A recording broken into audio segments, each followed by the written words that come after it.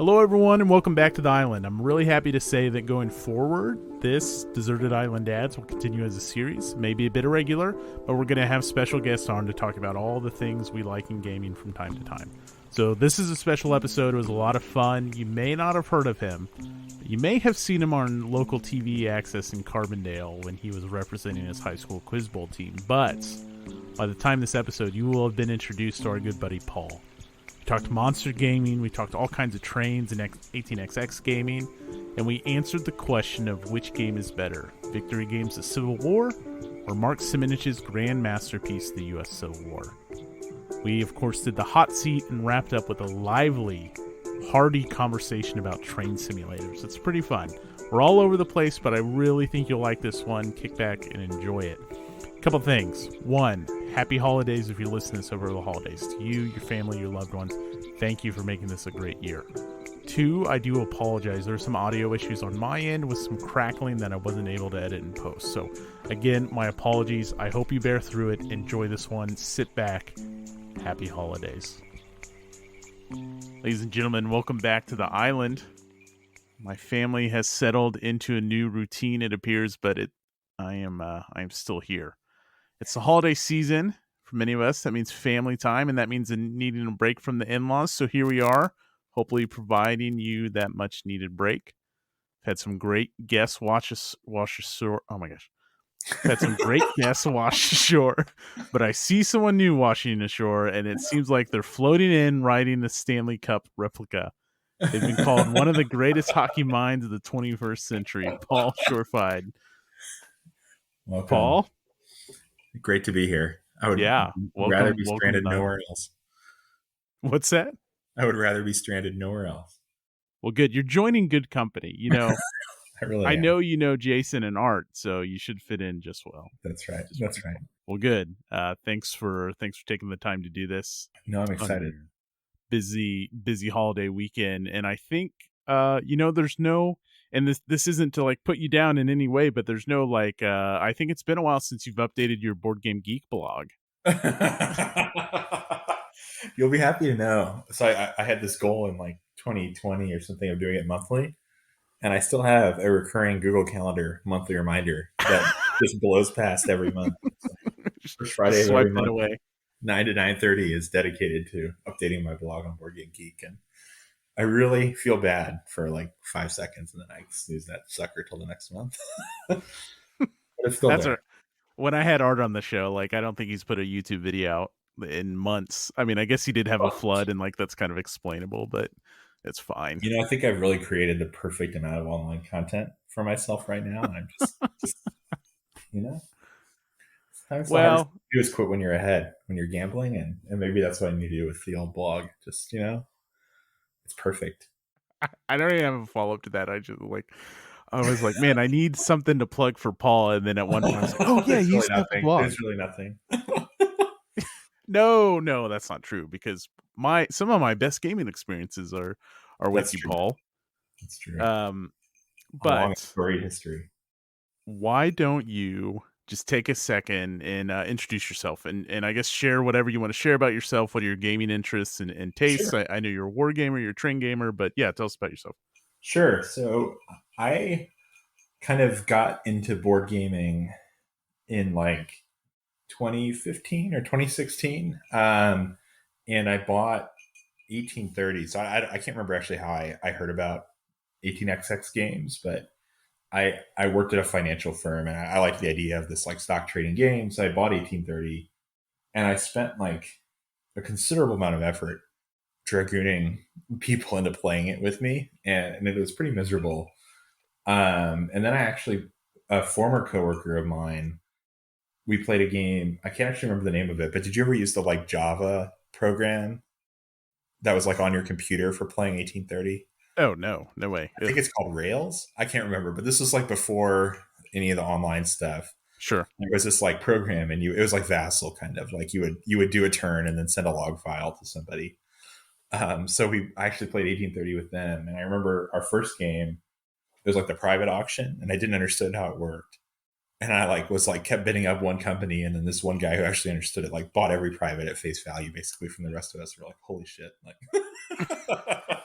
we don't know how to play this game. And so I played train games for a while, and then a train gamer turned me on to the Advanced After Combat podcast because I had like some war game interest, but I didn't know any war games or anything, and so I listened to that, really enjoyed it, got into the wargaming side, and then I kind of went heavier in that.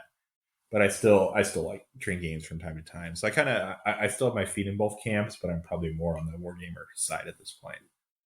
Sure. So I just have to clarify here. Was 1830 your first like It was so I mean I played like in college we played Settlers of Catan, oh, okay. and I had played I didn't really have any like crazy stuff. We had a Star Wars themed Monopoly when I was a kid. Like I had played board games. I played Carcassonne I think before, and then I owned 1830. I bought the ASL starter kit and did nothing with it. I had like some really random stuff that I bought when I started getting into board gaming because I think like I had no one to like talk to about it. So I was just like browsing Board Game Geek, and I was like, oh, whatever, this seems interesting, and I would buy it. And we actually have a pretty good um, game store in Houston, which is where I live, and they had a copy of 1830 there, and they have like some MMP stuff. They have some Columbia, like so they have some like nothing like super obscure, but they have a lot of like kind of old. Lords of the Sierra Madre. I saw that there one time. I don't know where Wow. they get it, but they have some weird stuff.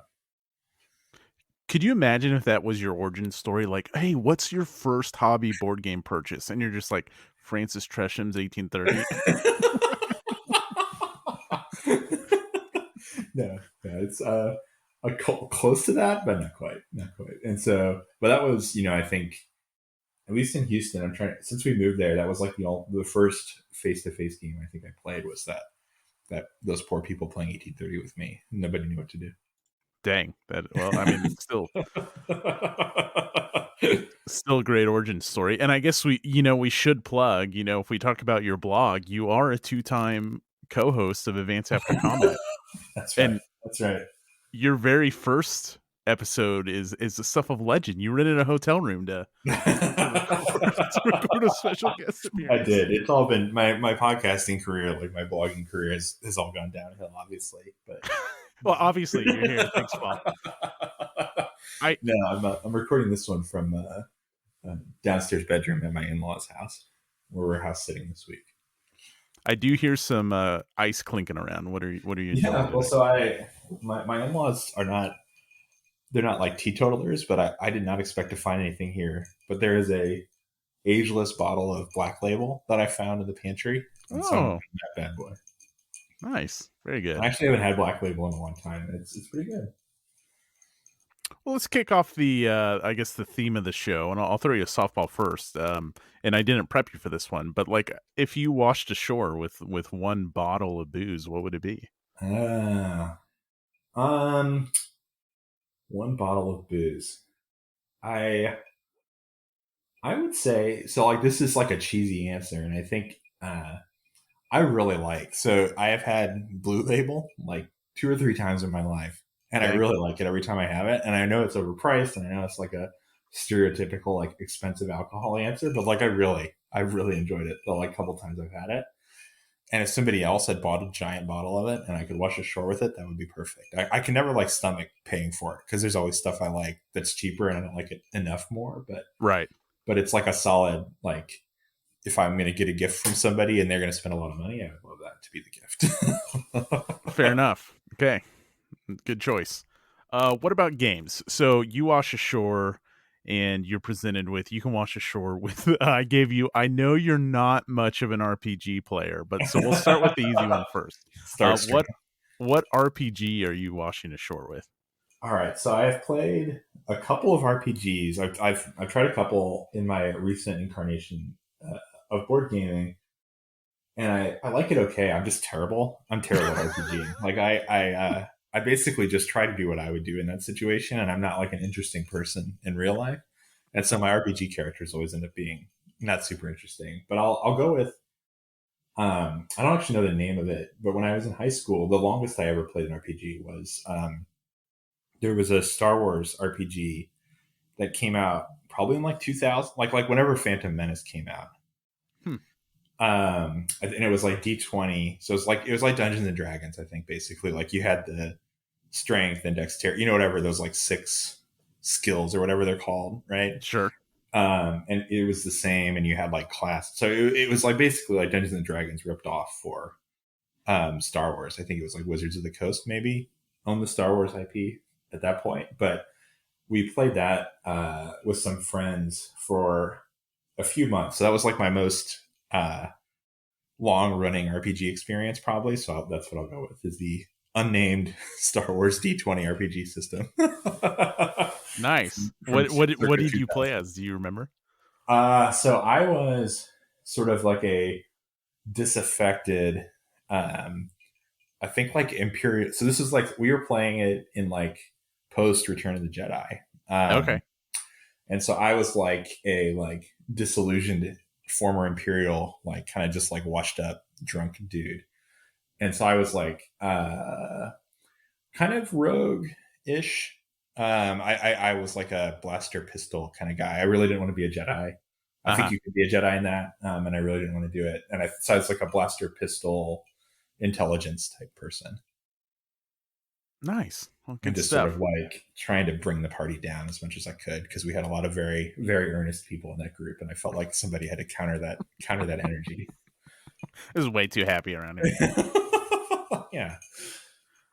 All right. Before the black label kicks in and we get to the real meaty conversations, let's get the one that most people probably, I don't know, maybe they want to hear about it, maybe not. But you're in a similar boat as me. You have two young kids. Yes. Have you had any success, and if so, what extent introducing games to the kids? I have had mixed success. So my kids actually love playing Candyland, which is not fun at all for me. But Sure. I feel like duty bound to play it with them. So I play a lot of Candyland. I've pushed various games with my son more than my daughter, just because my son's 7 and my daughter's 5. So I like he tends to get the brunt of it just because he's older, and I think Hmm. he can do more stuff. We did the Holland Spiel game Blitzkrieg. Have you seen that one? Yeah, yeah. So we But played that, and he actually liked that one because like he could kind of understand the rules. It's like kind of like a roll to hit, and then you have like a strength on your tank, and you can move, and then your tank is used, and you can kind of use a turn to flip them all over. So there's like a little bit of strategy where it's like, do I want to use all my tanks before I flip them, or do I want to keep flipping over my tank that's close to you and shoot at you? And so he liked that. We played.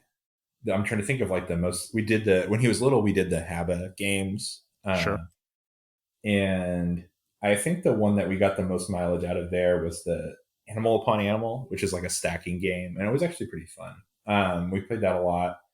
And the Rhino. Have you seen Rhino Hero? Do you know what I'm talking about? sure. That's another stacking game, right? Yeah, yeah. So those two we played a lot of, and then now um, I tried Commands and Colors Napoleonics with him once, and he liked it, but it was like a little too long. He was getting tired of it at the end, but he liked it initially, where it's like moving around and shooting. And he also really likes Pokemon cards. So I bought. There's like a starter box of Pokemon cards you can get for like $20, and I think it has like 3 decks in it. And we've played that a few times, and he really likes it. So I'm hoping to keep that going. But I've like I found if I can kind of like tease it, and then he actually asks to do it, it's better than if he feels like I'm making him do it, which Sure. I think Yeah. was kind of my problem earlier on. So I've tried to like play it cool lately, and I solo game at home a lot. And so I'll kind of leave stuff out, and he'll come and ask me about it, and he'll help me do a few turns and stuff. So that's fun too. That's great. I mean, like, so my kids are quite a bit younger, and my daughter's interest so far in anything historical obviously is laughable. Like, what's that on the table? And then she knocks the counters around. But I do think that like keeping it short is, especially at Yeah, their age and younger, keeping it short to hold their interest. Like, Well, I just don't expect her to grab 1830 off the shelf like you. You never know. You never know. Just put those share certificates out and just let them sit for a little while. See what she See this paper train, honey? does. See this diesel train? Yeah, you could save up for a better paper train, or you could pay out your shareholders. Maybe that's how you want to your company. Man, she's Choices are gonna be yours. so jazzed tomorrow when I let her know what's on the agenda. No, it's tough. I don't know, and I don't really know how, because I feel like when I was a kid, I loved playing games. Yeah. And I don't feel like I was like a pretty nerdy kid, and my son is like athletic and he wants to go outside and like play football or baseball all the time, which I like too, and I do that with him. But I feel like he's just not. I don't know if he's going to get into it as much, at least as a little kid, as compared to me.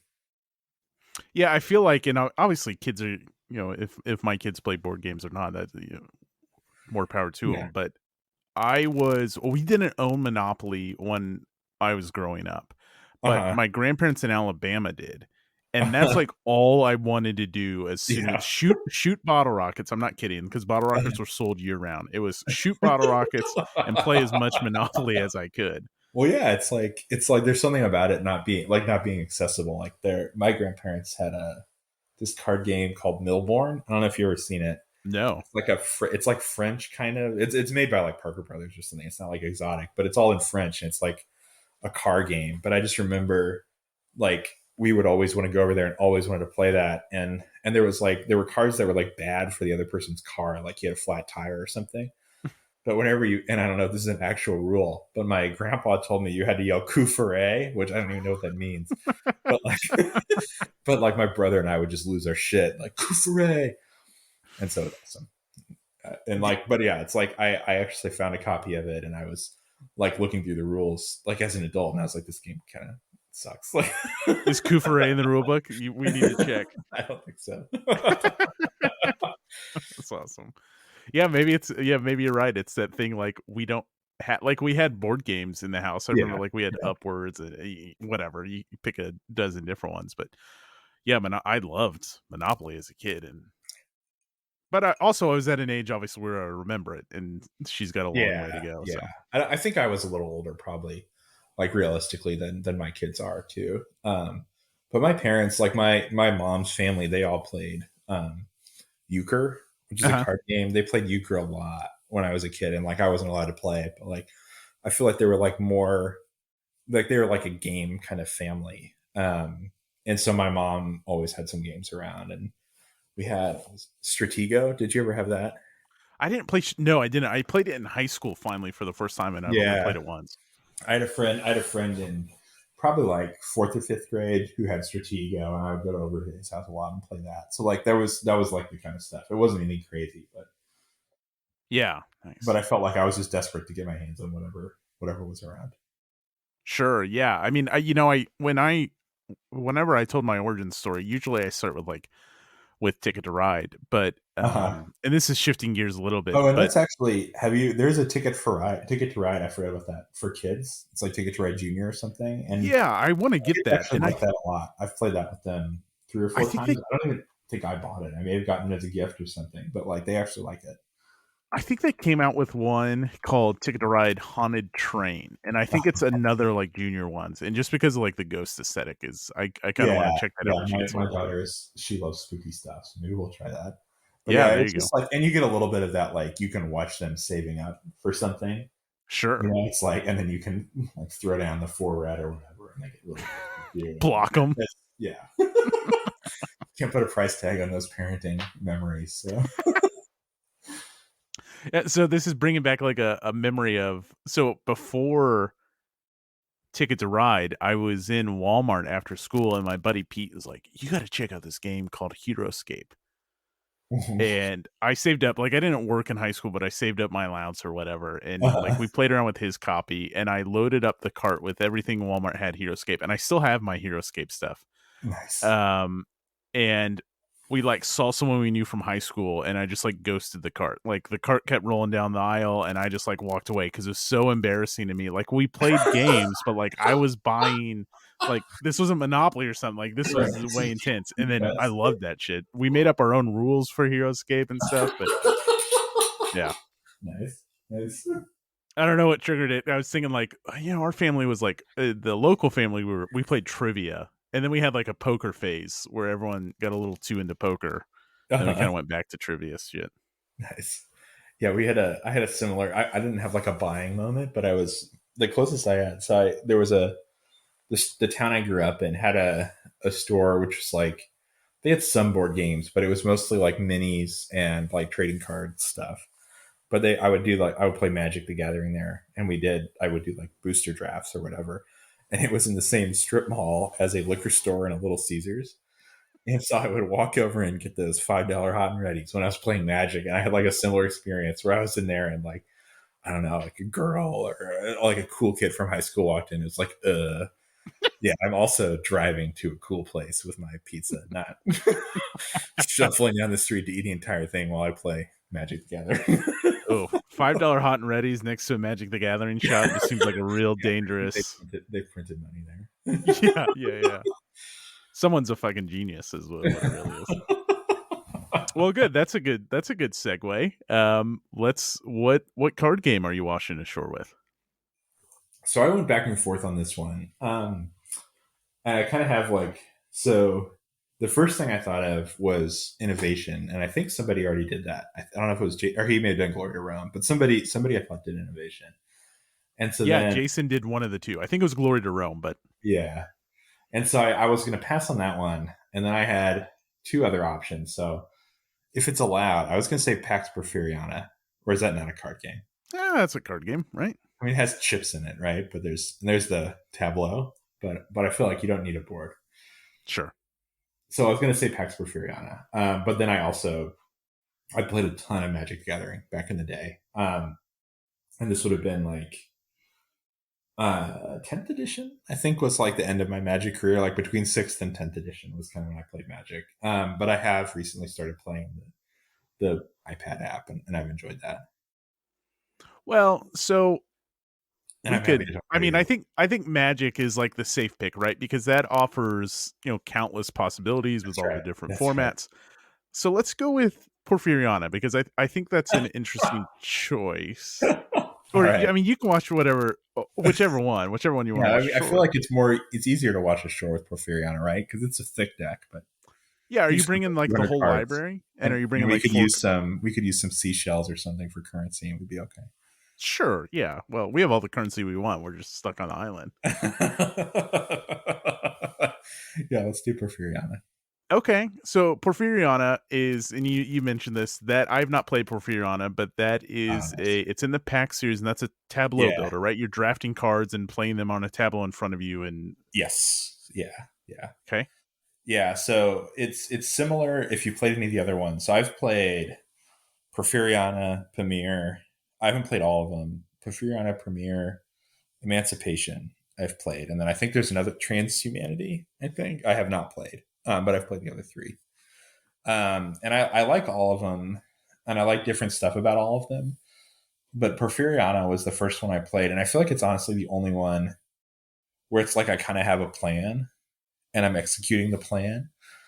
Whereas like Pamir, I'm like desperately trying to stay alive, and Emancipation, I'm like desperately trying to make moves that are like legal. You know, I haven't really gotten beyond that point in those two games. I like Porfiriana a lot, and it's a little simpler, I think, but I really enjoy it. one of my favorite aspects of Pamir, and it happened in the first game I played, was just and this happened. I think this only happens in person, right? Like you can go play Pamir on Rally the Troops, and you can play Porfiriana on Yeah, Tabletop Sim, whatever, right? yeah, Is just the amount of just bullshitting, the backstabbing, the yeah, negotiating. Like the game yeah, really lends itself to that. Is that present in Porfiriana? yeah. So I think so. I can, and I did not prepare a thorough summary of this game before the podcast, but the big thing in Porfiriana is the way you get victory points is usually if a like bad thing happens to you, a lot of cards will have like one of the four victory point types on it. So like if I play a bad card to you, it'll give you a VP basically. Hmm. Um, And then the way the topple card, so there's these topple cards in a lot of these games, right? And they come in the market, and when you buy one, if you have more, so there's like a government type. There's like four suits, right? And whichever suit is currently the government, when the topple card comes out, if one player has more of that, then the next two players they win, basically. So there's like an amount of like what outrage is one of the categories, right? And like if you have a ton of outrage and we're playing with Lawrence, then I can like happily keep playing all these outrage cards on Lawrence, right? Because it's just making it harder for you to win, right? But I really don't want to give you any more outrage VP. So it's like kind of interesting where it's like if you run up one of those totals, it kind of like protects you from getting more of those cards played on you. And there's the like different cards that change the government. So it's like, I may have like this US troop that's really good, but if I do that, that will make outrage the suit, and then it'll help somebody else win. So I don't actually want to play that card. Or I'll play it and then I need to play something else right after it to flip it to anarchy or something. So there's that same amount of like, working with other people or like, you're going to do this, right? So I don't have to, and then you don't Right. do it, so I have to, right? Like that kind of stuff, which I always enjoy too. Yeah, and I mean, some of that does come through on online. Like I've tried to negotiate or push people to not let someone else win, knowing farewell that if they don't let someone else win, then I win. And Uh-huh. I've only played Pamir, um, but on a related note, I should hopefully be playing John Company soon enough, although completely different. Oh, nice. I actually like that one. I never played the second edition, but I played. This was a while back, but I played the first edition two or three times, and actually I enjoyed that. Yeah, well, yeah, I'm looking forward to it. That's a great set of games. Both of those are relatively new to me. Both Pamir, I played that at the first year or the second year, no, first year of Historic Fest, second year next week on, and then I played Innovation at SwankyCon with you that one year. And so those are both relatively new to me. Innovation's been around forever, Yeah, Um, yeah, that was my first time too. I think Lawrence bring it I to think talk? so. Yeah. Yeah, and I love that game. That was like an instant hit with me when we played it. It's And amazing that's what a great thing those. for online because there is like a little bit of, but like you can pretty easily kind of look at the board state and figure out what to do. Right? There's a lot less like I talking think back. it's a lot easier to if you're playing and like is there anything else you want to say about Porfiriana? No, no, no. Go for it. When I'm playing Innovation online, it's a lot easier to make the right call because I can very easily see, oh, you have 3 light bulbs. Yeah, Lawrence yeah, has 2 light bulbs, and that's yeah, harder in person. But in yeah. person, then you get the like, oh, damn it, Lawrence scored Right. again, guys. Like, Those are played right. God damn it. yeah, yeah, Yeah, exactly. yeah. It's like 18xx, right? And there's like a certain amount of fun in the like ability or lack thereof to like read the boards. I mean, it's harder in 18xx, but it's the same kind of thing, right? Where it's like, do I want to do the mental math on this, or do I just like play the card and It was let the chips fall where they may? it was a little bit of a shock to go back. Speaking of 18xx, over the pandemic, it's been so much 18xx games. Yeah, yeah. And then we played 49 Mm-hmm. in 2020, Uh huh. or maybe it was 2021. And then I played 32 in August. So it was about a year and a half from my in-person plays of 18xx. Uh And huh. it's just like, damn, I really kind of miss in person. I got Yeah, so used to dot games that I yeah, kind of forgot what it felt like to play it in person. yeah. I feel the same way because I played it. I think my only two recent in person plays were at AAC Con last year and this year. And both times it was like, it's like, oh man, like, do I want to do all this mental math? And then you sit down and do it. And like, it's a lot of fun playing Yeah. it live. And I kind of forgot about that too. It's just totally different experience. And it's like, I feel like it really is like the 2 years ago, I was able to win. And I remember like this moment where I was like, I think I'm winning, but I don't know. You know what I mean? And then it's Mhm. like, and in this, so it's a lot of fun, like trying to pull off. I think that like investor kind of strategy, Yeah. you're not running a ton of stuff, but you're investing. I feel like is easier to pull off in person because you can kind of have those sleeper like, oh, I had 5 shares in that company and they're all worth $400 now. Versus like online, everybody can just see your total and they're like, hey, wait. Like, let's take care of that guy. Right, right. Agree 100%. Well, we're here and we've added a bonus topic for this episode. So what train game are you washing ashore with? I am gonna say, and this is I'm gonna do 1830, Okay. which was my first one. But I've played 1830 way more than any other train game, and I still feel like um, I'm not good at it. And so I really enjoy that aspect of it. Where like, and there's a group of there's four of us or five who are we've played. I think we're on like our at least 20th game. And we've played on like all online, but we've played the same group over and over and over again for years. And like, there's no consistent winner. There's like no consistent like, oh, if you get this private, you're gonna win. If this you start this railroad, you're gonna win. Like it constantly is like fluctuating, and it's like, oh, obviously, if you get B&O to start, you're screwed. And then somebody got B&O and won, and then it's like, oh, okay, if you get B&O, you're gonna win. And then, you know what I mean? Like there's like no real meta, which I really enjoy, and I feel like it's like speaks well to the quality of the game, where it's like every game I feel like it's like that is what I did wrong, right? And then you like realize it 3 months later, and it's like, oh my god, like definitely should not have bought that 3 train. There is way more. So 1830 was my first as well. And it blew my mind. Like someone got bankrupted, someone had a company dumped on them, and it wasn't me. So I was like, this game is awesome. And I played it, I think, maybe once on whatever that iteration was before dot games. And I played it a little on dot games. And then I Uh-huh. really didn't get a deep dive into 30 and start like actually learning about strategy. Not that I'm not saying I'm good at the game at all, but at least like why is the CNA a company or a private worth bidding up and things Uh-huh. like that. Uh-huh. And once you peel those layers of 1830 back, it's insane how much, whether you call it replay value or depth or whatever, Yeah, yeah. it's nuts. And that's what we talked about with our group. It's like there's times where it's like I feel like I wouldn't mind just like doing 20 private auctions in a row of like 18th, you know what I mean? Because like that's weird, and that has weird dynamics, and I'm like, I've never been good at the operating stuff. Like I'm constantly like getting screwed out of stuff by other people, like laying a weird tile or like putting a token somewhere, and I never feel like I'm perpetrating that. And I'm like terrible at that part of the game, but just the like financial shenanigans and the timing of train purchases, and it's a lot of fun. There's a lot of stuff there. And like you said, like I don't know how I've not won very many times, but like I always feel like I get something out of those games every time we play. Yeah, there's a new layer exposed, and it's some of those older games, and I don't even know if similarly, I've played 32 straight games, more than that now because I haven't logged them all, of Chicago Express with the same group, Yeah. just on instant replay. And Yeah. that's another. It's not near as old as 1830, but I do love.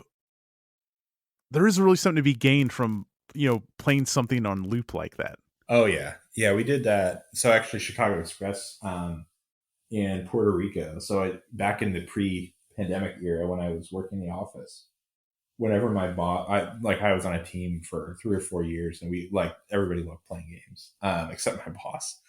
So whenever he was out of town, we would play games at lunch, and we would Nice. do that. We did Race for the Galaxy for a while, then we did Puerto Rico for a while, then we did Chicago Express, and Chicago Express was great because we could get like at least 2 games. So there's like one guy who was super slow in this group, but even with him, we could get at least 2 games of Chicago Express in like a lunch hour and not feel too guilty.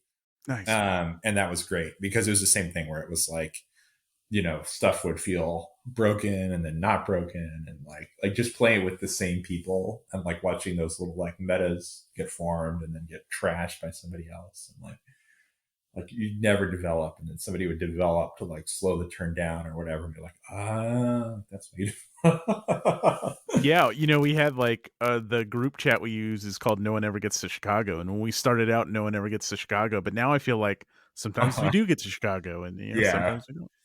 Yeah, and like is it PRR? The one with 3 shares. Yeah, PR. Uh-huh. Right. Like we had this huge stretch of time where that was like a total dead end because like every time it would go like 111 and nobody would bother, right? Like building it out. Uh-huh. And then all of a sudden I think somebody got 2 shares, or like one of the people with 1 share didn't have anything better to do, so they were building it out, and it was like then everybody tried to get in on that earlier. And it's fun. It's a good game, I think. Is But I there haven't really like since that.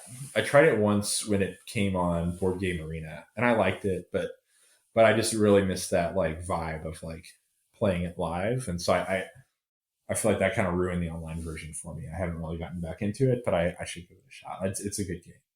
I can definitely see like the live thing, and we've only done online, but I could see the live thing coming through just because of plays with Dutch Inner City, which we don't have to like go into, but it's Yeah, similar in the yeah, sense that there's so much analyzing to be done that I think there's yeah, like so yeah, much discussion.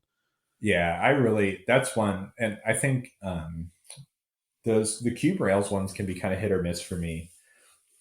But I really like Dutch Inner City. I've only played it like 3 times, but that was at Donkey Kong, right? When we were Hmm. playing it. Hmm. Yeah, yeah. However many times we played it there, that was my only play. But that freaking like when somebody runs out of money, the auction ends thing. It's like I loved it. That's a great game. Yeah, and I think if you tried to translate that online, like there's so much dialogue on like, well, Yeah, if you go out of money, that ends the auction, and like yeah, you're gonna lose a certain aspect of that. But it's also like at the same time, I'm very thankful for dot games because now playing something I would play once a year or very slowly online now, hundreds of plays over dot games. yeah, 100, for sure, for sure. dot games plays is what I've played. And so I'm actually sometimes torn on dot games because like I get a lot more done, but I do feel like back in the old like whatever pencil and paper like spreadsheet era of online 18xx gaming, I played less, but I feel like I thought more about what I was doing. Hmm. And so I feel like that gets like I will sometimes get into the mode of like I'm going to open dot games and I've got whatever 5 minutes while I'm waiting for something at work or whatever, right? And I'm going to bang out some dot games. Right. And I just kind of like plow through everything I have open, and I feel like because it's so easy, sometimes I don't put as much thought into it. So it's like I feel like it's sometimes like a double edged sword.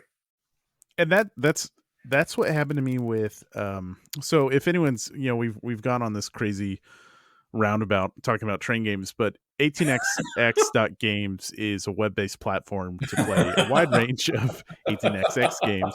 And one of those on there is 1817, which for a lot of people is like the like heaviest perhaps train game. It's got a lot of different levers to pull. You can short shares, you can merge companies, and it's a great game. But part of my problem with 17 was exactly what you just talked about, Paul, where I was just going through the motions. And it Yeah, wasn't until I was like, I want to retry 17 and try to, our buddy Lawrence is great about giving advice that just flies over my head. And then, like, so I'm going back trying to read some of his advice and like trying to make sense of the game. And my yeah, appreciation of 1817 was a game I really couldn't stand, never thought I would like it. And now I'm all horned up for 1817. Is just fantastic. yeah, yeah. And I actually I have this like very vivid memory of back in the spreadsheet era. We were playing a game of 1817, and like I had the same thing happen where like um I remember I like thought a ton about it, right? Like it was in an SR, and I had a great plan for the next SR. So we went through like there's 2 operating rounds and these 2 merger rounds, and then the next stock round comes back around, and I had exactly $600, and then I was like, oh my god, I had a great plan, and I have no fucking idea like what what I was going to do with that, and it's like it was just totally gone. It's like I really should have like I spent 30 minutes thinking about that. I really should have spent 30 seconds and like written down what Right, what the end right. result of all that analysis was. But yeah, I feel the same way. And like, I unfortunately like, I felt like I was not like good, but I was okay at 17, and then I didn't play it for a long time. And now I've come back and I'm like, oh my God, like I'm terrible at this game, but it's a lot of fun. I really think the shorting mechanic in that is like a game changer, and the like growing companies up and like do I keep a 2 share company around so I can take all the money and have all this cash at the end of the game, or do I want to grow and do a 10 share and build the share equity and sell the shares? Or I think there's a ton of interesting stuff in that game. Yeah, yeah, totally. Is there an 18xx game that nearly rises to the level of 1830 for Uh, you? I would say my second favorite. I mean, I haven't played any other one nearly as many times as 1830. I think if I was only going to bring another one, it would probably be 17. I really like that one. I guess I'm more on like the shenanigans side of 18xx gaming than the like route building side. Mhm. I've played 49 a few times, um, and I never feel like I really have gotten it. Um, I'm trying to think what else have I played a decent amount of. 1870 is one that I like. Other people like more than me, and I keep wanting to understand why. And I haven't gotten there yet with Yeah, same 70. here. Same here. And I love So 32, but 70 eludes me for some reason. I don't get the love for it, and yeah, I don't know why. yeah, yeah. I'm trying. 17 would be my number two, I think. And then after that, I feel like beyond those two, there's a ton of them where I've played like, or not a ton, but like everything else, it's like 1, 2, 3 plays maybe. So it's like I haven't put nearly as much thought in anything else as I have as 17 or 30. Sure. And like, I don't have you played 67 or 61, either of those? I have, yeah. So I like 67 pretty well. That's the one we played 2 years ago at AAC Con. I like that one better than 61, but yeah, it's tough because like I always want to try new stuff and like try other ones, but then there's also just that great feeling you get when you're like really humming with one of them and you know what you're doing and you're trying different stuff versus like just not doing boneheaded stuff or like playing it because you thought it was 1830 and like forgetting some rule until way too late to Sure. fix. Right. All right, I'm going to throw, and I guess I shouldn't assume, but I think is maybe a throwaway category here. And that's Deserted Island Miniatures game. What's Washington Shore That to in is that game? very close. So I'm gonna I will say it's basically a throwaway. I'll tell you my two anecdotes with miniatures gaming. So I in high school had bought one squad of Space Marines from Warhammer 40k, um, with like a bunch of my hard earned IT help desk money. And I like got some paints. I had a friend who played. I had a couple of friends who played Warhammer 40k, and like I got or borrowed some paints from one of them, or paint. Yeah, I guess paints is the term. Paint, and I was painting my squad, and I like slaved away on one of them, and then I like got it done, let it dry, looked at it, and it was like dog shit. And I was like, all right, no, like I don't want to spend a bunch of money, spend a bunch of time, and then be like dissatisfied with the outcome. And then I played a couple times because I had a friend who like had a Warhammer 40k acquisition problem. So he had like 3 armies and like nobody to play with. So he had a bunch of Necrons. Are those the like skeleton dudes Yeah. in Uh-huh. Warhammer 40k? So he had a bunch of Necrons. So I played a couple times with him, and then he was like, "I really want to sell you my Necron army so I can get more stuff." And I'm like, "No, I'm not going to buy it." He's like, "What if you just kept the Necron army at your house so my parents didn't get mad at me about having too much Warhammer stuff?" So I had in my closet a bunch of Necrons, but I don't think he ever actually got any money out of me. And then I gave him back when I went to college. So that was one war game experience. And then I really feel bad because I can't even remember the name of the system, but I played a World War II minis game in New York, and I think it was Flames of War, but I'm not sure. But it was like a pretty detailed system because I remember. And have you played World War II like minis at all?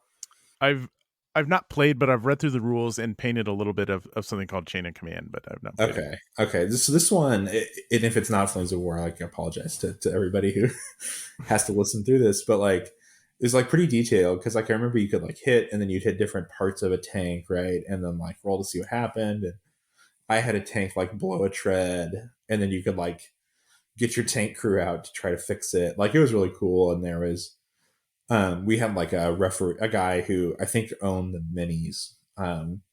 And he was just kind of like teaching and refereeing, which was really cool because like, or he was playing. I think he had like half the Germans or something because he was playing too. But then like on my half, he did some like double blind kind of stuff where it was like he had like a Stug or something, and there was a hedgerow, and you're kind of like creeping past it with your squad and like Sherman, and then like of course like you sort of like are like, all right, like there's no way he's in this corner, so I'm gonna like go for it. And so you start driving, and then like immediately he throws that mini out and like just totally blasted my Sherman, and so that was a lot of fun. And he had Sure. like a hidden machine gun in a building. But so I think if I was gonna bring one, it would be that, which I unfortunately don't remember the name of, but that was like by far the most fun I ever had playing minis. I just don't have the time or inclination to really invest in it. So you're just washing ashore with someone else's painted That's right. collection. Yeah, I want a lovingly painted set of minis from this guy in New York who had a sand table and all this stuff. Like that's what I would wash ashore with.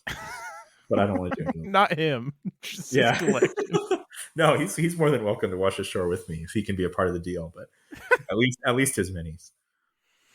Nice. Well, since we're on the topic of war games, yeah, although we're not on war board games yet, let's talk about something that I've wanted to talk to you about, and I know that our buddy I Lawrence didn't know how long is you wanted to save this content. I've that's been ready. exactly, and you know where this is going. And I think what I'll start with is just a simple choice. If you had to choose between Victory Games, the Civil War, or GMT's, the U.S. Civil War, which would you pick? I would pick the U.S. Civil War. That's beautiful. That's exactly what I wanted to hear, and I guess we should talk about why. So, what we don't meet bi-weekly, but we try our best. We've had a group of 4 players that have tackled some 4-player games, and we've also carved up U.S. Civil War and Victory Games. A shout out to Carl and Rex. And right now we're going through Victory Games Civil War, having already completed U.S. Civil War. Yes. And I think 3 of the 4 of us are in agreement that U.S. Civil War is superior. But Victory Games is a great game. So they're Yeah. both strategic Civil War games. But why do you like U.S. Civil War more?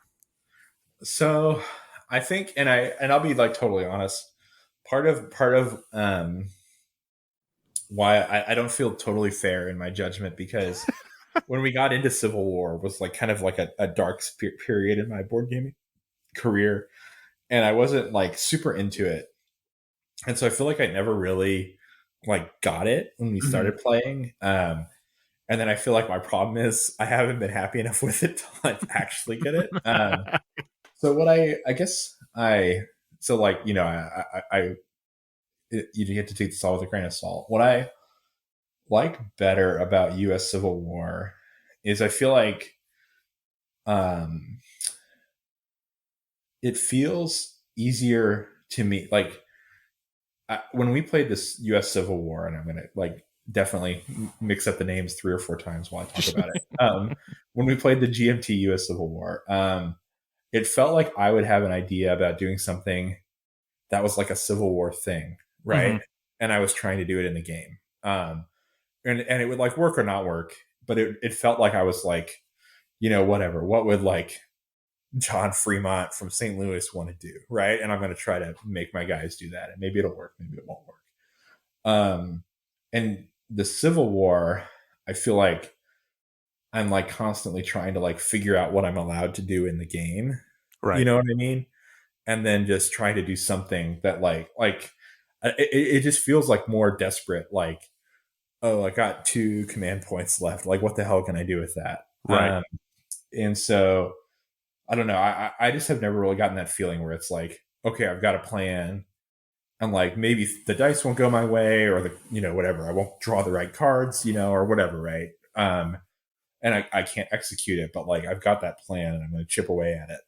Whereas like in the Civil War, it feels like I don't know whether it's like too random or just like my lack of understanding of the rules, or like whatever the cause is. But I feel like I just have never really gotten to that point of like actually trying to think like a Civil War general.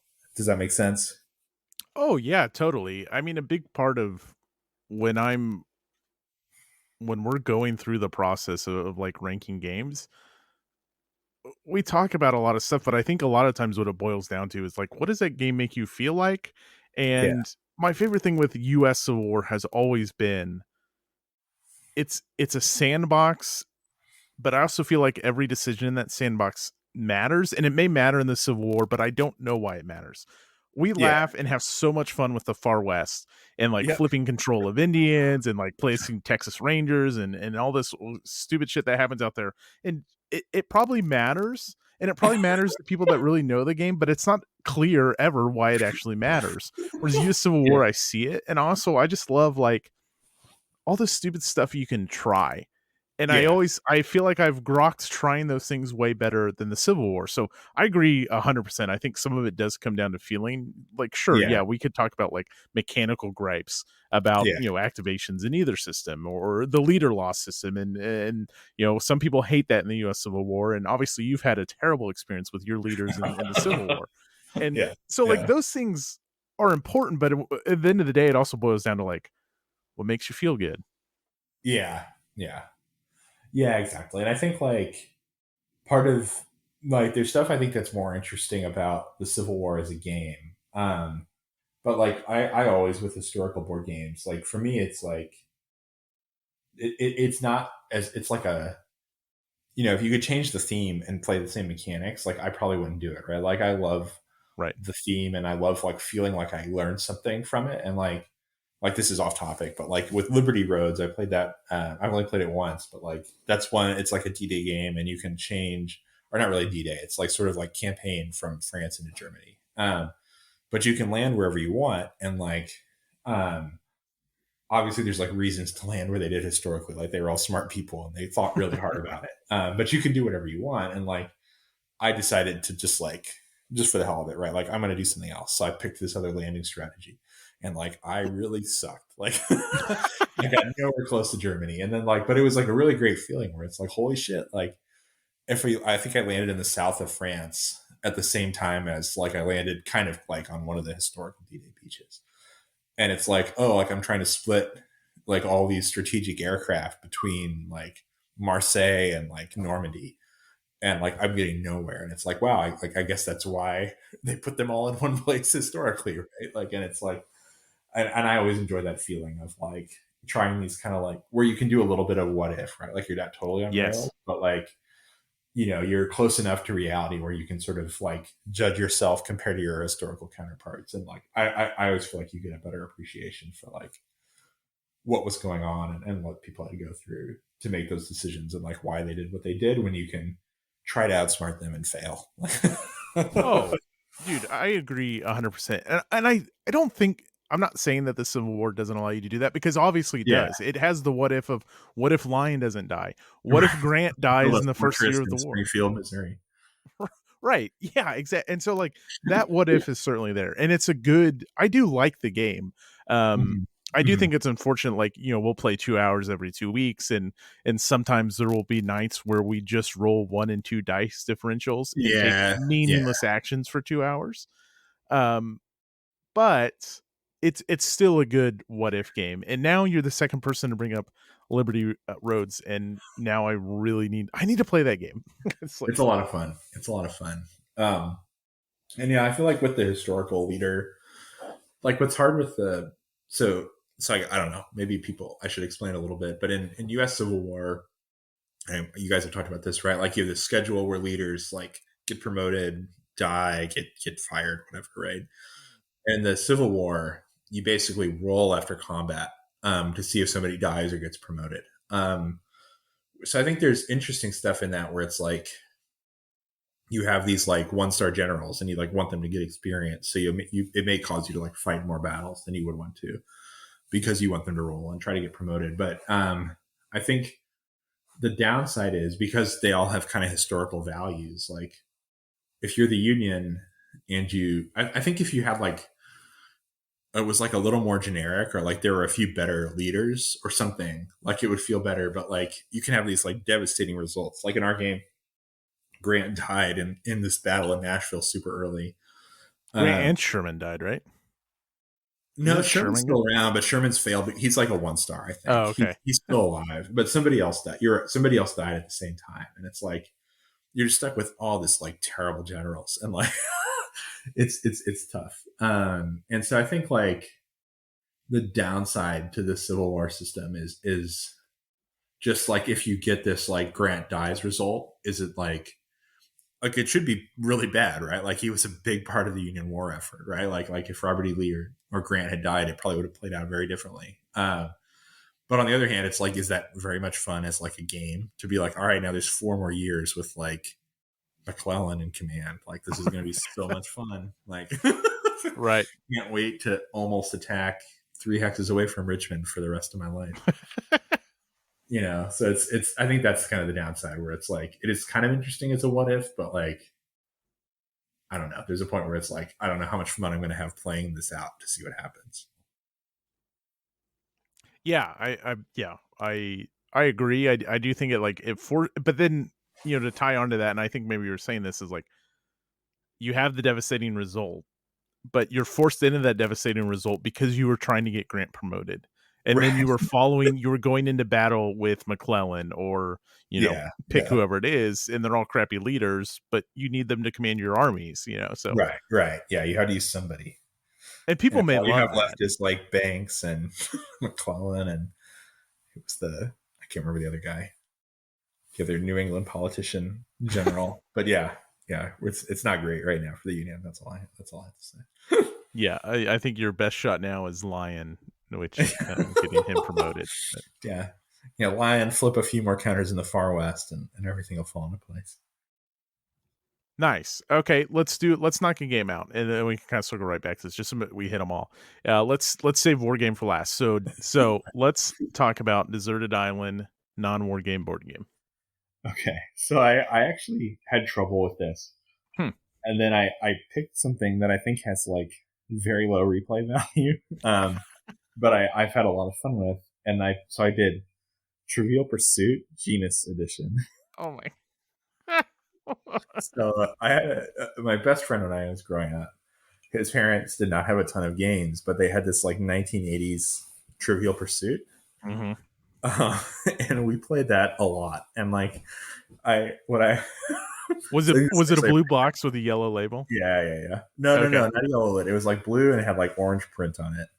Yeah. You know what I'm talking about? Yeah, I'm almost certain that's the one that my family played. Yeah. So like what was fun about it was like all the questions are like who was the best at X or like what was the biggest city or whatever, right? And you're like this extra layer of like in 1982 or whatever, like who was the best player, like. And so it's like we had like a lot of fun. I played a lot. So that's what I would watch this show with. What?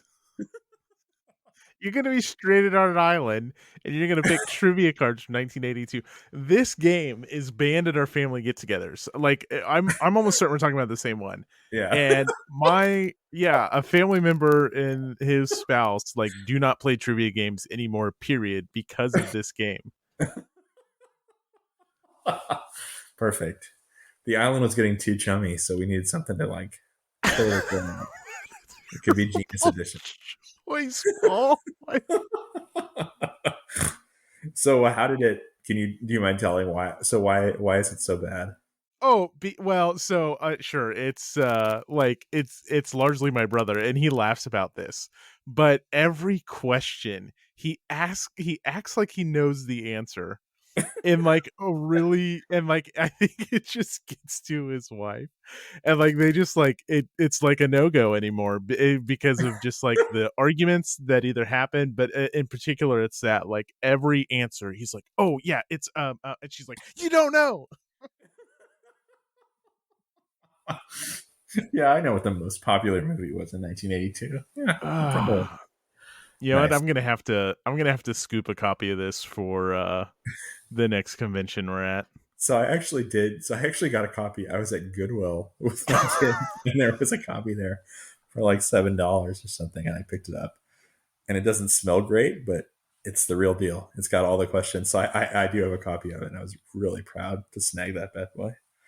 You need I'm to sure like you can get it just on eBay for like throw a dryer $10. sheet in there. Yeah, exactly. That'll get you a long way. Man. The same friend, he did not. It wasn't as good of a purchase. He bought a suit at Goodwill when we were in high school Oh my gosh. for $15, and it had a $20 bill in the pocket, so he made $5 on that. Whoa. I don't know where I saw that going. So yeah, you can. It wasn't the best Goodwill purchase I've ever seen, but it's number two. Yeah, I'm looking at some sample cards. So it's what's the most attended sport in the US, but that's in 1982. Yeah. Yeah, here's one. Who was the commander of the Starship Enterprise? Like, yeah. Uh,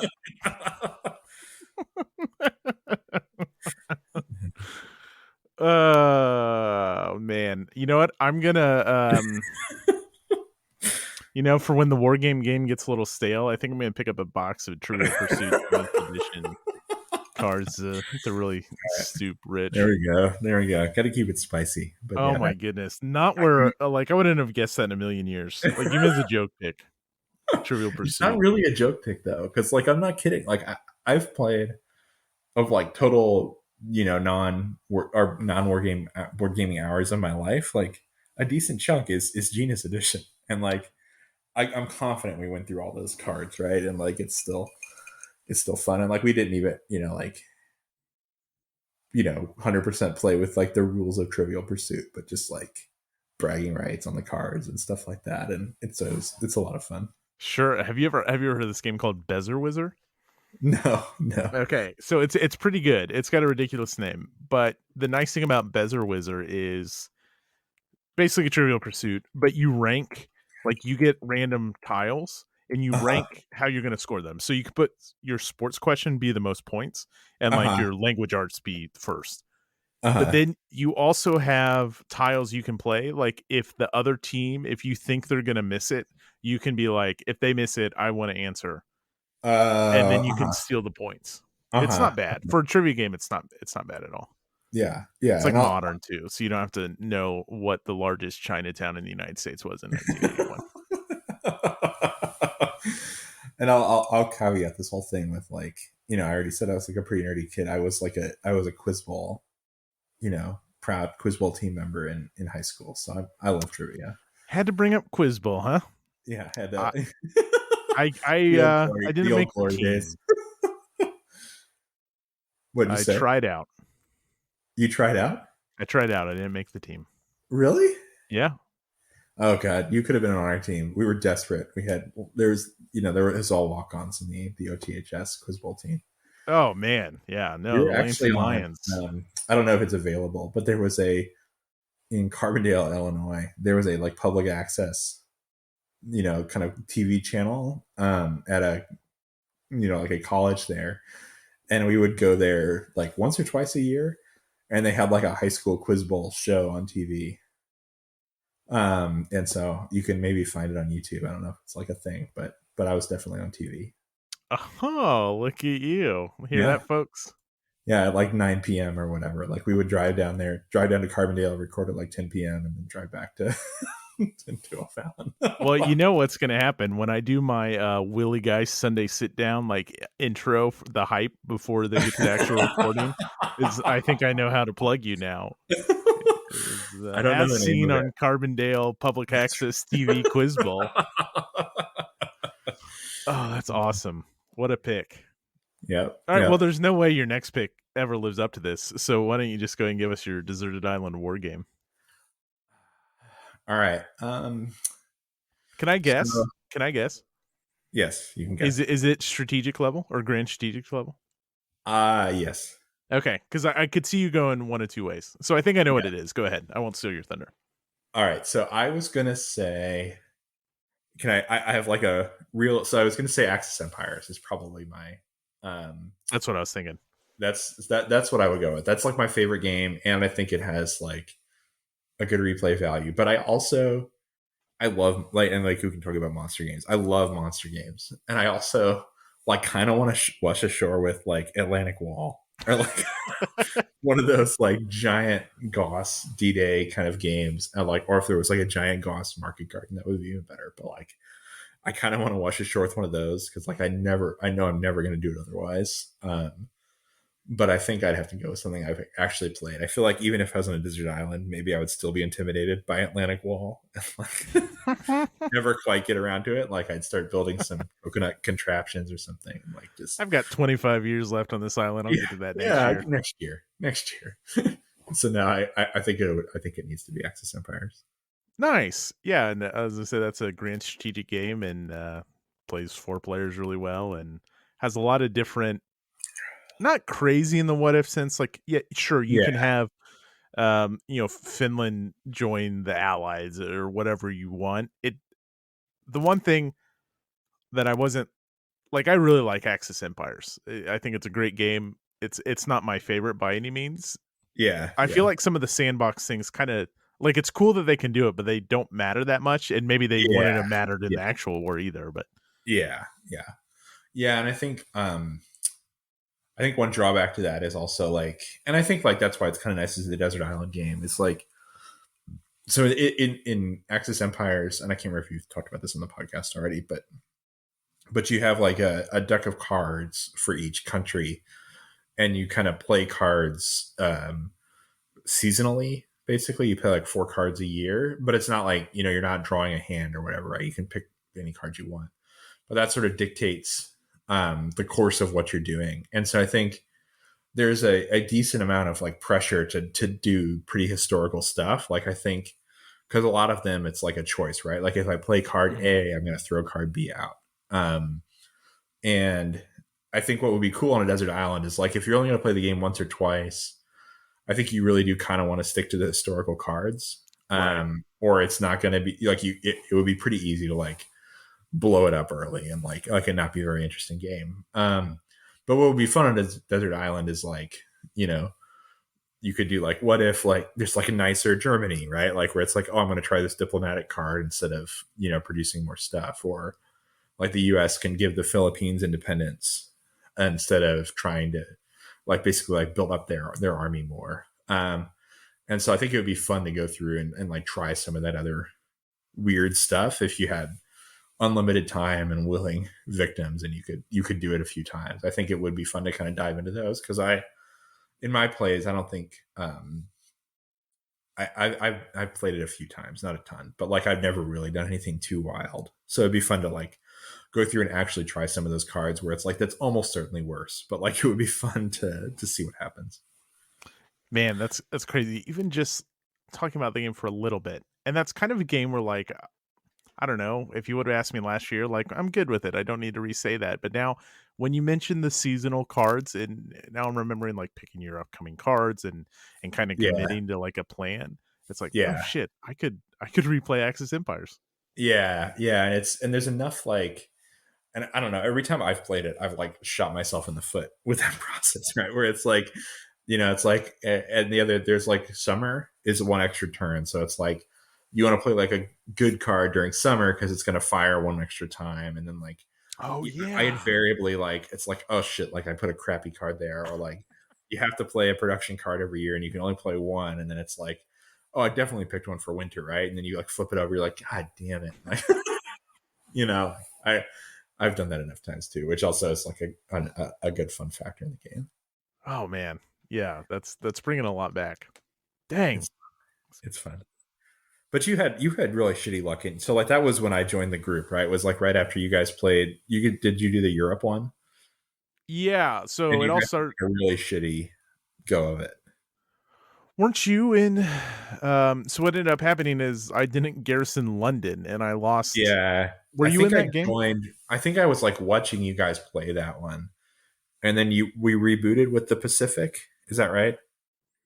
And that was the start of 4 players. I think the 3 of you were playing, Okay, it was and it was Carl watching, Lawrence. and I was just watching, and then we rebooted and added Pacific. I think, and that's when it became 4 people. Yeah, and then Carl had the worst die rolling I've ever seen, and so we kind of abandoned the game because Germany was so far behind after awful, awful Yeah, rolls. that's Like it was so bad.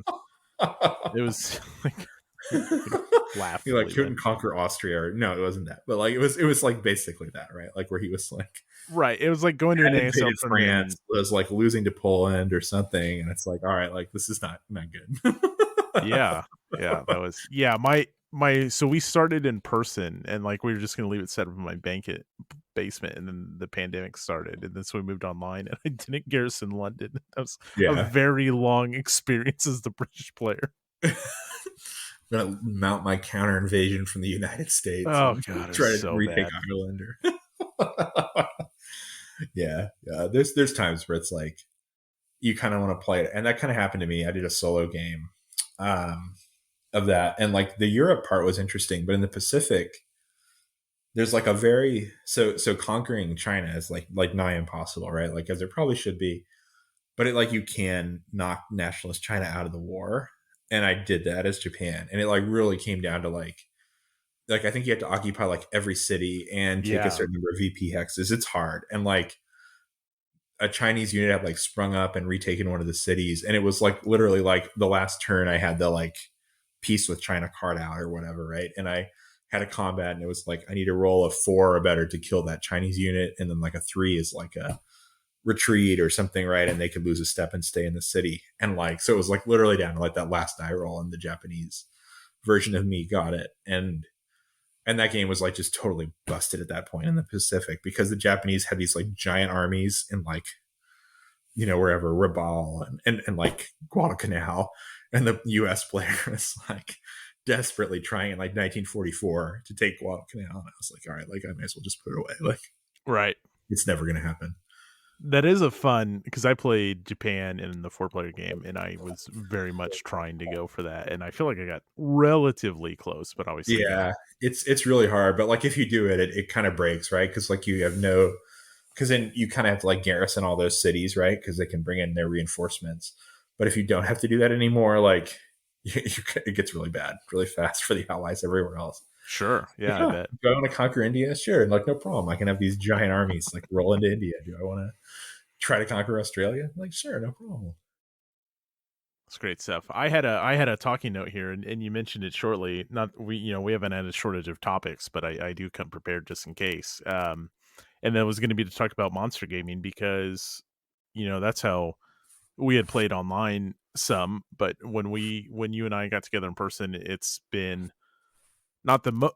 We play okay, so we played Beyond the Rhine, which is a huge monster OCS title. We Yeah. did a full campaign game of GCCW, not necessarily a Ooh. monster, and then we tried to tackle Hakapale. So I guess in a broad sense, like let's talk monster gaming before we get to the hot seat. And I don't know, is there it's kind of like a broad bullshit question, but like what is it about monster gaming or these monster I don't series know. like Goss Like or I OCS? love it. I love the idea of monster gaming. And I don't know if it's like the unattainability. Like this is now that I can buy Milborn or whatever, right? Like I don't have to go to my grandparents anymore. Like this is the only way to get that feeling of unattainability is like buying monster games that I know I'll never play.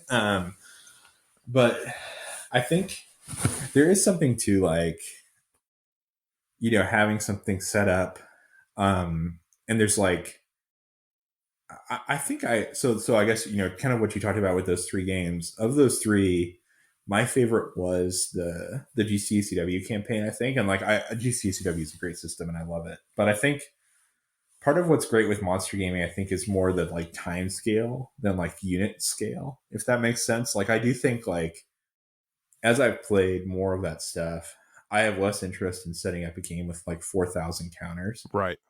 but it's just something about that, like over the course of days, like actually playing one of these things through from the start to the end where it takes a long time. I thought that GCSEW game was great because, like even every day, right? It's like, I'm going to play this game for 6 hours today. And like, here's my plan. And then like, that's totally shot to shit. And it's like, okay, tomorrow I'm going to play it for 6 more hours. Like, what the hell am I going to do? And like, it's really fun to actually like go through that process of like seeing how the game evolves and trying to adapt to it. Where it was like we made a run at Baltimore and then realized that was a bad idea and then had to turn somewhere else. And like it was a lot of fun, just like seeing those things open up, going for it, getting the dice, not getting the dice, whatever. Like I really enjoy that sort of like actually having to adapt to what's happened in the game versus like just picking it up from a different starting position that's still historical.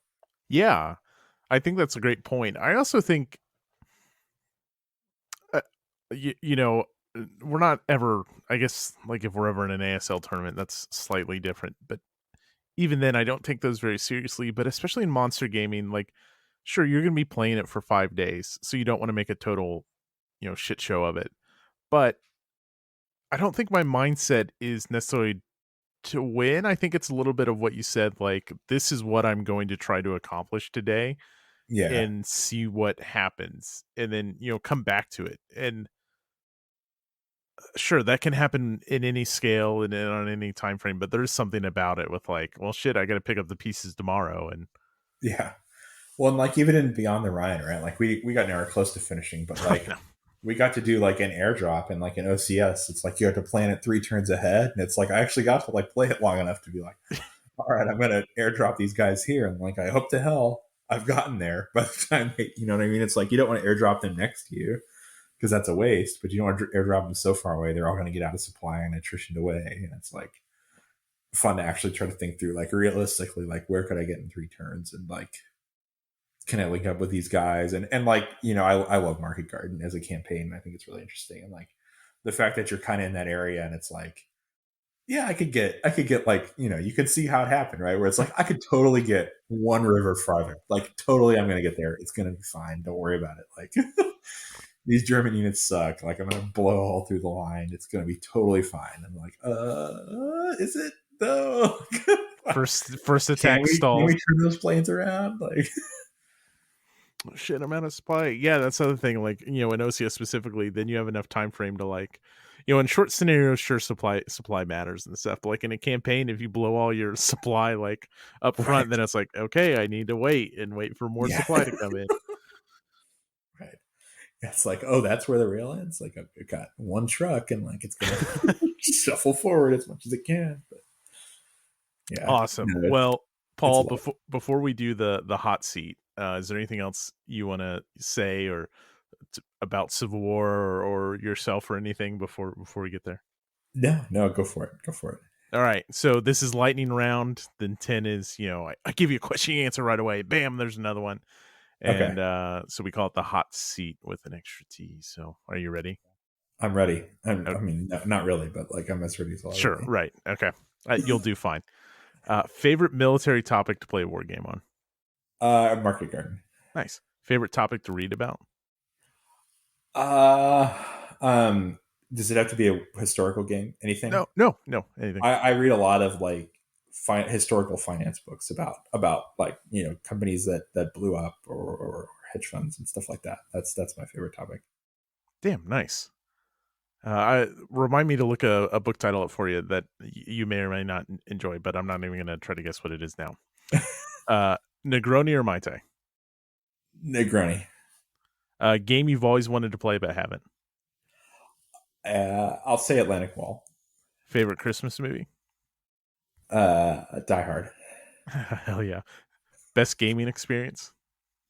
That GCACW, that campaign, that I no contest. Hell That's the yeah. best. Last game you didn't enjoy? Last game I didn't enjoy. Hakapale was the first Yeah. thing that came to mind. There may have been something more recent, but that's the first thing that came to mind. Did you see that post? You're on Facebook. Someone made a post just completely flaming. There Oh, was, really? yeah, with some customer service stuff. Someone asking for a refund, and it just like they just completely, Nice. yeah, they really took them. Love Yeah, it. it was something. Absolutely love to hear Yeah, it. it wasn't that bad, but they share all the details, and the company that makes those games didn't exactly Didn't look look the great. best after that. Uh, 100 Years War or 30 Years War? 30 Years War. Last TV show you binged? The FIFA documentary, FIFA Uncovered. Is that it? Okay. On Netflix? That's a First war. it's an easy binge, but I did binge it. Nice. First war game. First war game. Uh, so there's the Axis and I can't remember what it's called. Axis and Allies had a version that was just in Europe, Like Exceptionalize Europe or something. That was my first board game. Nice. Favorite war movie? Bridge Too Far. World War One or World War Two? Two. Favorite comic book character? Um, hot seat. The guy from the comedian from Watchmen. Nice. Finland or Russia?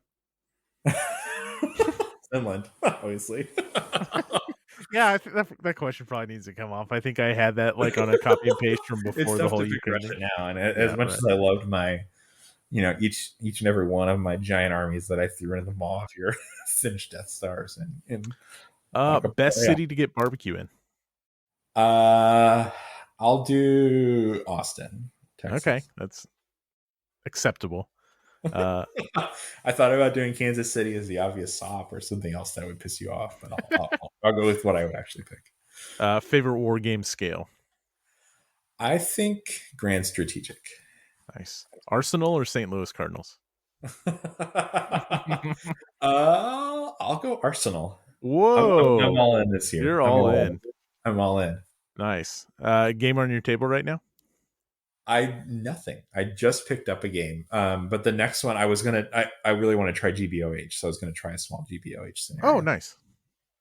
Antietam or Shiloh? Antietam. Smoky Jazz Bar or Tiki Bar? Tiki Bar. Fiction or nonfiction? Nonfiction. Who wins the 2023 Stanley Cup? Islanders.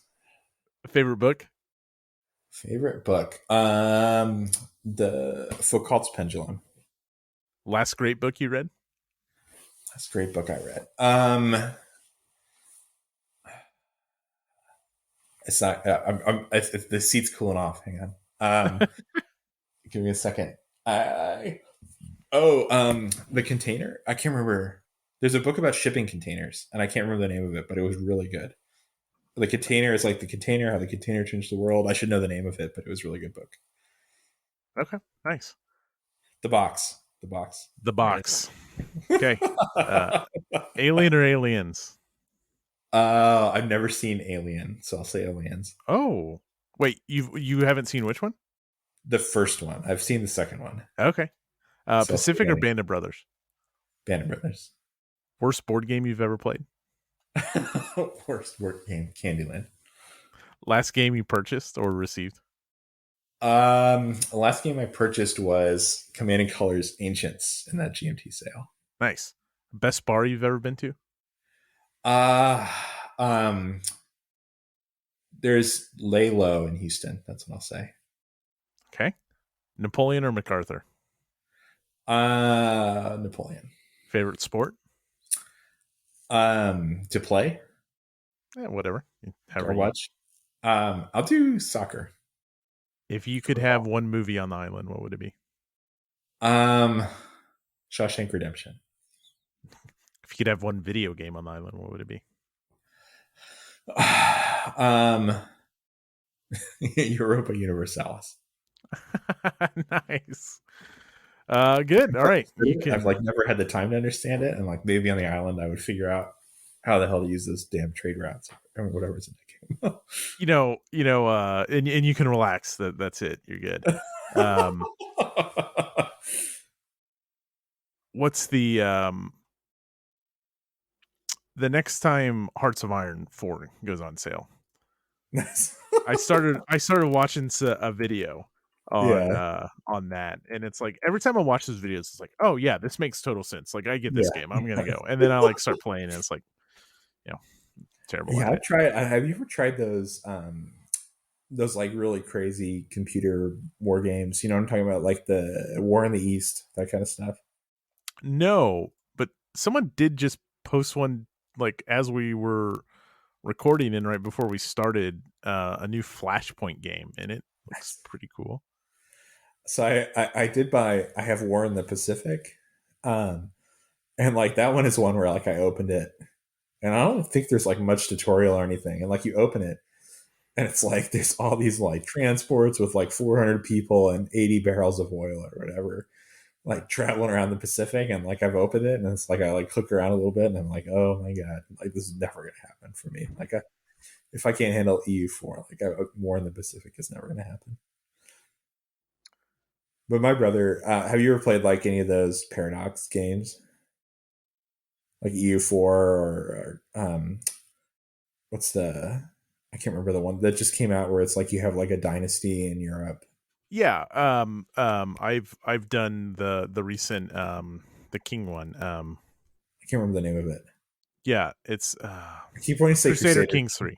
That's it. Okay, okay, that's what I thought, and then I was like, that can't be it. But yeah, like those, my brother played a lot of EU, um, and like it's a lot of fun, like talking to him about it and like watching him do stuff. But like I just have never had the like brain space to invest in it myself. Oh yeah, I've there's people on my friends team with that literally have thousands of hours in it, and it's just like I that sounds outstanding, but Yeah, I like I just yeah, it's just like where I'm at in my life. I can't because you're probably have the same problem, right? Where it's like if I want to like and like I actually really that's why I enjoyed the train simulator because like I oh, we didn't even talk about Train Simulator. yeah and I was gonna bring it up if you didn't. Oh, so good.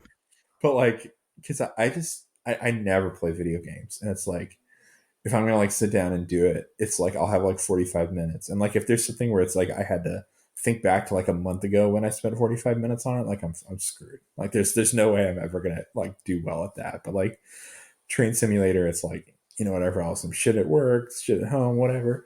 Sit down. It's like, oh, there's that automatic brake. Like I'm back. Yes, I know what yes, I'm doing. exactly. Like There is something so therapeutic about Train Simulator, and my wife has gotten into it too. American Trucking Simulator. I like Train Simulator way more, and it's way yeah. more. It's a different experience. American Truck Simulator feels more like a game, Uh-huh. um, but yes, and it's also like there you don't have to spend the 45 minutes just to learn something. Not alone Right. recall it each time. You're just And going they've through got all familiar those process. routes where it's like, how much time do I have? Like, I bet I've got 90 minutes. Like, boop, pop Yeah. this down. Like, Well, now they have a save feature, so we're in the nice, modern nice. era. I could try one of those long. But like, I don't want to save it. I don't want to pick it up later. Like, I just want Yeah. to like go in there. It's like I used to wash my car a lot, and it's like the same problem with like that where it's like there's a lot of like problems at work where it's like I can't solve it today or like it's going to take a long time, and it's like there's something to like sitting down. It's like, oh no, these freight cars are here and they need to be over there. 30 minutes later, I solved that problem. Like done. Hell Walk yeah. away. Like feel pretty good about that. Yeah, so we're talking about Train Sim World 3, and there's all kinds of different train simulators out there. I like Train Sim World 3 because it looks Yeah. great and it's not the most in-depth simulator. Like it still feels like a No. simulator. And that's it, but like with the freight, I did try a couple of it's just like different modules, right? And different locomotives and stuff. And I tried some of the passenger ones and they're like a little too easy, you know? Yes. Like you're kind Yes. of like, oh, like I want to go 300 miles an hour. And it's like, okay, I got you. Whereas like the freight one, like there's a little bit of skill, right? Like it's not super hard, but like, it's, you kind of got to get a feel for the brakes and how to apply them. And like, if you overshoot it, you're screwed because you got to like back all the way back off. And so like I kind of like that one where it's like there's a little skill, but it like you said, it's not like I'm toggling 18 levers with this crappy like mouse Right. interface, right? Like there's not a ton of inputs to it, but like there is still enough like thinking to kind of feel good about yourself when you're done.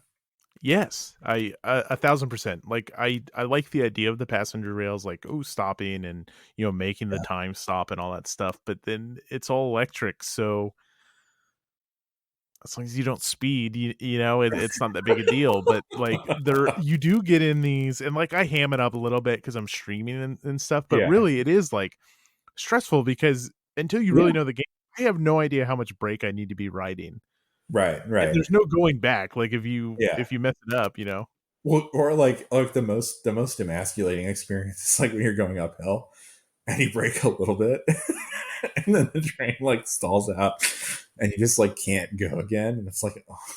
lose like all like you just momentum. imagine what that would feel like in real life. Like you've got to go, oh my god, like I'm never gonna hear the end of it. Like 9 months of being on the radio with these douchebags and they're never gonna let me hear the end of like time I was next to this freeway in San Bernardino, and I just stalled out and was stuck there for like 20 minutes trying to get my train going again in the rain.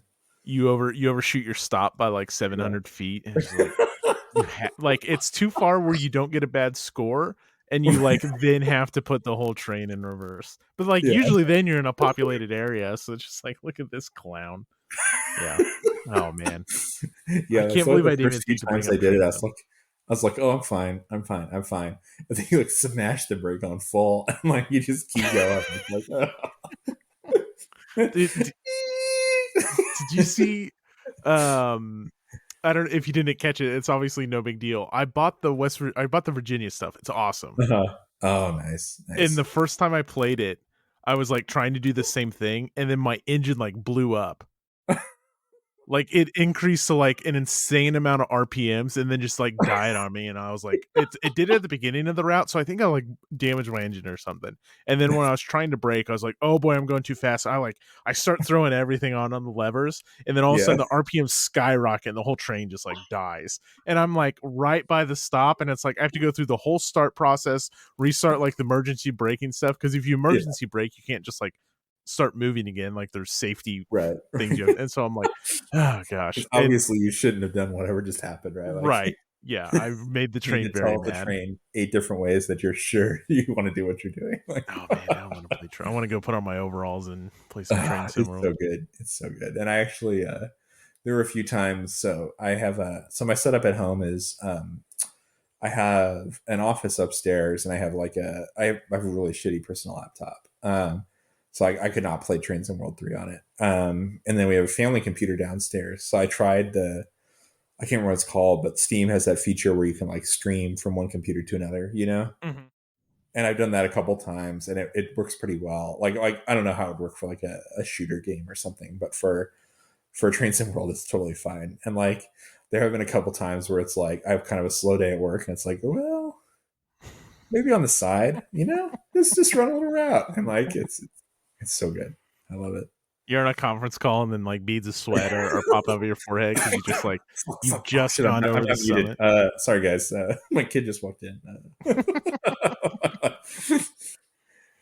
Yeah, and what's crazy is like, Cajon Pass, if you're doing like a big chunk of it, is like you go uphill and you go downhill. Like you know what it's gonna do.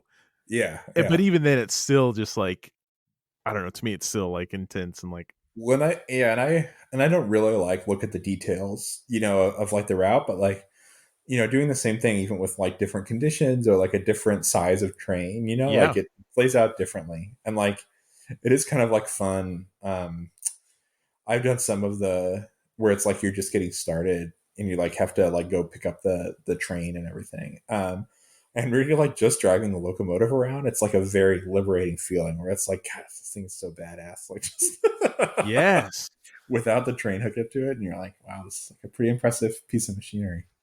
Or there's one scenario where you're driving one direction and you have two locomotives and they're facing Huh. opposite directions and like you pick up your freight.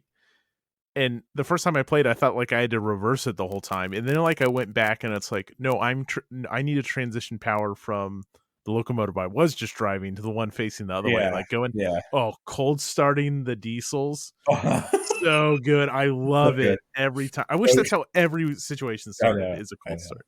You got to get up and go to that little panel in the back and open it up. I love it. Yeah. It's So just that good. little, like you said, it's the perfect amount of detail where it's like I really don't need more. Like I don't want to have to like buy a book on like operating a diesel locomotive to play the game, but like I also want every one of the switches that's in there to still be there. And there's that Yes. like, I don't know, there's that phone thing, right? Like where you can call the signal guy. Yep. And I don't think I've ever gotten anything back besides like, please like look at the signals or like whatever the Right. default Yeah. response Follow the is. signals. Like, but it's like every route. I'm gonna call him up and just just check in. I Oh, man, freaking love that game. dude, it's so Throw good. those wipers on. Maybe they're a little fast. Back them off. Put your heater on makes no difference in gameplay no matter what, but you know what, it's cold outside, you need that heater on. There's the one where there's like the forest fire going. Oh, such a Um, good, yes. so I was playing that one time, and I was like, I showed my son like was like, look, you can open the window, you can do all this stuff. And I was like driving, and then we got into the smoke. He's like, should you be closing your window? It's like, hell yeah, Yes, you should. love that energy right now. Like, yeah, we should close our window. Like, because God forbid our avatar, like inhale too much smoke. Have you done snow and like had to throw down sand to permit slipping yet? No, Oh I yeah. gotta try that. Is that in the Virginia one? Well, you can. I think you. Oh, you can Yeah, make it snow yeah. in Cajon I Pass. think.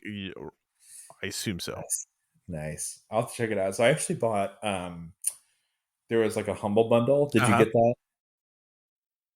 It was like a few months ago. Yeah. And it had like 10 things in it, and I like painstakingly downloaded them all on Steam, but I haven't actually tried any of them yet. But I really need to.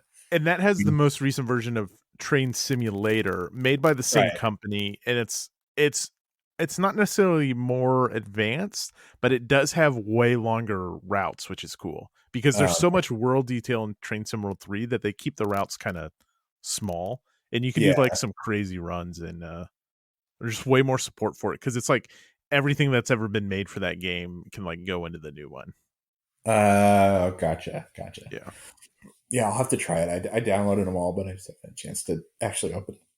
There's But over one the called holidays, like I'm sure we'll have some slow time at work, and I can bust out some routes. Sim 8 or something like that. No, that can't be the name of it. But you can like the detail is insane. Like you're customizing which cars you're picking up and stuff, but you can play multiplayer.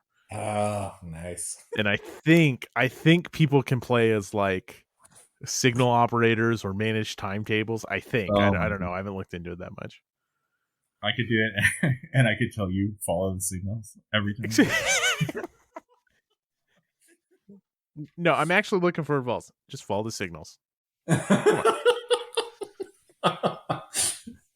Oh man, what a so note to end instead on. of that Here I Stand game that I can't do, that's what you really need to organize. It's like a 4-player all day train sim.